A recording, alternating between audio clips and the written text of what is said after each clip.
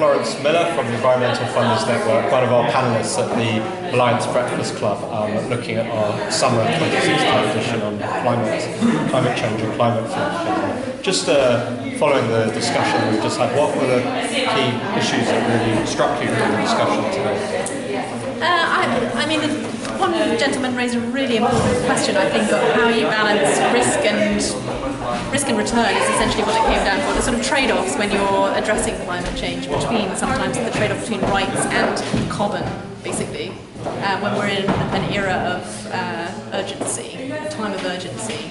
How do foundations make that decision? I think that's a really important one. And you work with lots of British foundations who are addressing different issues around environment and climate change. Yeah. Do you feel there's now a real potential opportunity to bring more resources to the table and use the Paris Agreement as the opportunity to really change? Absolutely. I mean, I think that should be a sort of rallying cry amongst foundations, and we should be reaching well beyond the established foundations to get new money to come in.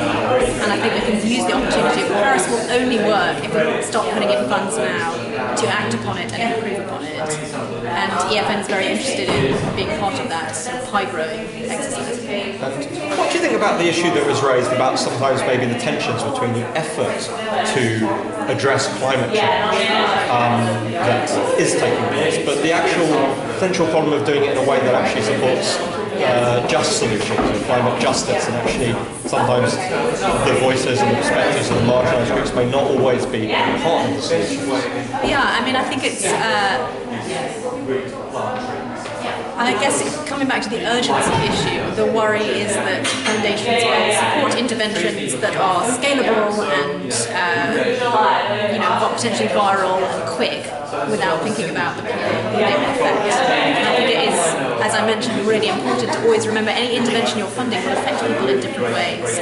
So is it alleviating current inequalities or is it exacerbating them? Sort of a good baseline question to ask with anything you're going to fund. What is the plan in place for making sure that this addresses climate change while alleviating social inequality? That's great. Thank you very much.